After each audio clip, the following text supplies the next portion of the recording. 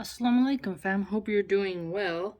I am reading the Constitution and Norms of the Jesuits. So, what's interesting about this is that it's 500 pages, but I wanted to get into the different orders of the Catholic Church and really break down what it's all about, especially in a time where, people who don't read scholars, they don't really, dig in deep. I wanted to just, go deeper. I really had a passion for it. And I've been invited several times to attend Jesuit universities, and there are a lot of Jesuits, but I am a Muslim, so I don't think I would go to a Jesuit school. But I've heard from many that their institutions are very, very good in their rigorous curriculum of, philosophy and other subjects. So, what's interesting so far that I've learned is that in 1558, there was the first general congregation of the Jesuits. That's when it was approved, okay? And essentially, there is the Latin Church and the Eastern Church. And then another thing that I noticed was that the Apostolic See has to confirm and give authorization to a society. So you cannot just create any society you want. You actually have to get it approved, which is interesting because you can't just start your own. You have to actually get it approved. Now, Father Ignatius appears to be the one who really embarked upon this, okay? He lived in Rome and had the duty of writing and enacting the constitutions. And he sent the constitutions to Spain in 1553, and he also asked his fellows at Rome to examine what he had written, okay? Now, what's really cool is that he knew cultural elements existed wherever the societies were across the world, and he wanted to have a constitution that would be encompassing, where people would want to adhere to it, where it would be permanent and it wouldn't cause a huge disturbance. So he actually sent out piece by piece the constitutions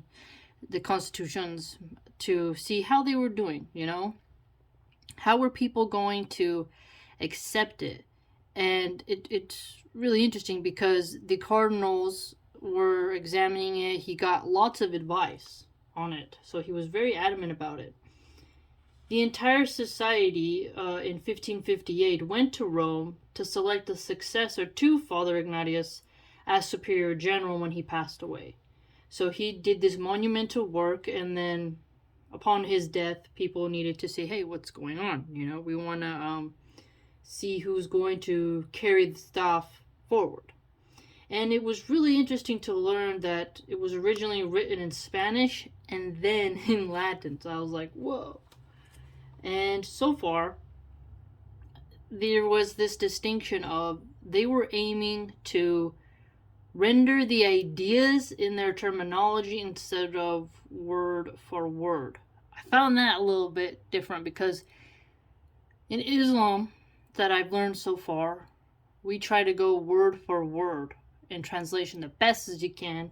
Here it appears, though, that they were just trying to get at what is the gist of it, what is the point that's coming across, because apparently Father Ignatius wrote in a very beautiful way, and so they kind of, I don't want to say changed the wording, they kept the meaning, but they changed some of the terminology to suit how they spoke. And that the Constitution contains the sinews, the walls, the bonds, etc., that weld and fasten the whole body of the order together. So the Constitution is like really supposed to be binding. The fact that they just, Father Ignatius described it as the sinews. Now, if you've ever cut meat, some of the hardest things to get through is the sinew, especially in lamb. It can be kind of annoying. So you have to have a very sharp knife to cut the sinews, but the sinews in the body are very tight. They're strong, and they're hard to chew on. If you ever eaten it raw, it's really uncomfortable. You know, you don't want to get a sinew in there; it just ruins your appetite. So him describing the contents of the constitutions as a type of sinew is very potent language. And the walls is like the framework, the barriers, the things that conceal and stop something bad from penetrating it. There's very potent language here. So he also described the constitutions as a sort of light, a path, and a mirror for members to adhere to. So if you are a member of the Jesuit order, you look to the Constitution to see, how are you going to look at it? And to describe it as a mirror was very potent because you're seeing your reflection, right? To kind of have a reflection towards that. I thought that was very interesting. And the fathers, they call them, people in a position of authority, they are to act towards the people in a way of excelling them towards perfection. So the governing members are to lead the people forward.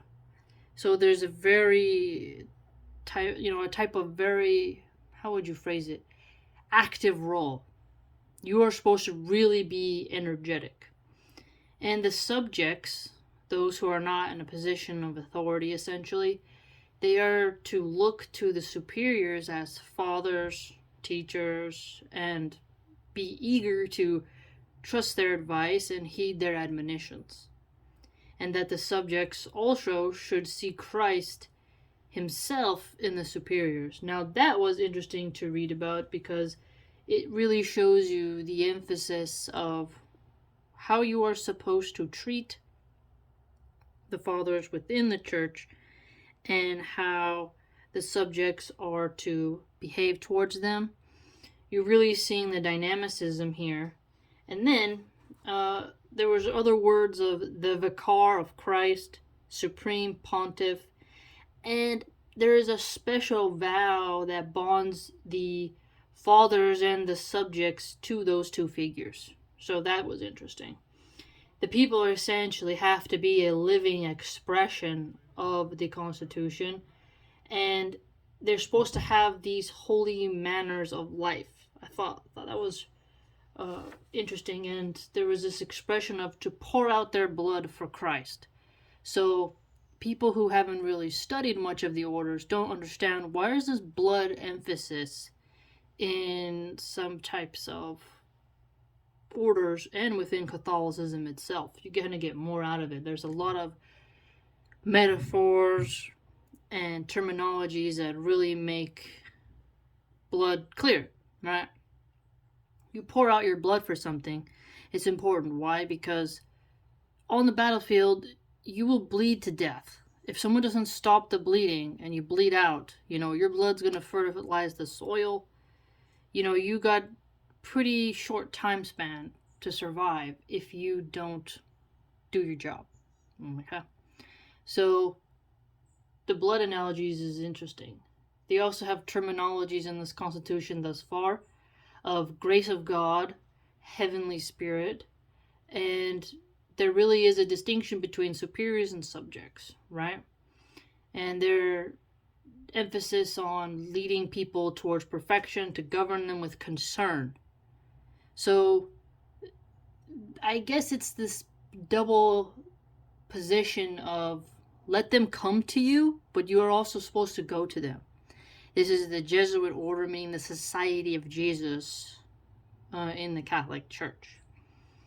And you are to love your superiors like fathers, to respect them as teachers, to obey them eagerly, to trust their advice, to heed their admonitions. And there's the scholastics they mention, and that you are to balance piety with learning. And you're supposed to learn how to couple prayer with study. And the teachers essentially are also supposed to learn what disciplines do you impart and how you go about using the right method to your subjects. And that the teachers should examine on what exercises to employ in strengthening their students' minds. So you really see how in the Jesuit order, within this constitution that Ignatius has written for us, is that they want their members to be strong. They don't want them to be coddled and say, ignore, ignore, deflect, deflect, deflect, run away, minimize everything, feel you're better than responding to. It appears here that they take a more active role, and to be steady and have a fire with zeal. I found that interesting. And you're supposed to be given to devotion, it mentions, and you're supposed to also be peaceful but cooperative. And I just found that to be very, very interesting. And so basically the Constitution is finished portrait of all virtue and perfection that the members of the order should attempt to present a living expression of in their own holy manner of life. And that the Jesuits are supposed to be like men marked for death. So that was interesting to read, because you basically see how the Jesuits are a bit of a different group. We'll get into also the Franciscans, the Augustinians and such. But wow, so zeal, a fiery zeal, given in devotion, not just hippies and stuff. So, by the way, I'm holding one of my birds.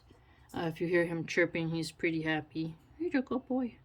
But yeah, so far this Constitution is 500 pages long. We're gonna inshallah go through it all so that we can fully understand the languages, see what's going on. But so far, that is what I have learned, and it does seem like within this, it's not the hippy dippy stuff like others have mentioned, but you do see how they are very into their virtue, their salvation, and they see it as a great privilege to be a part of that.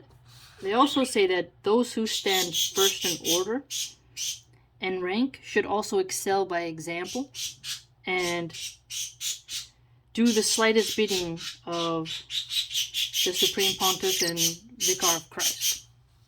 So hopefully you learned something, and have a good day.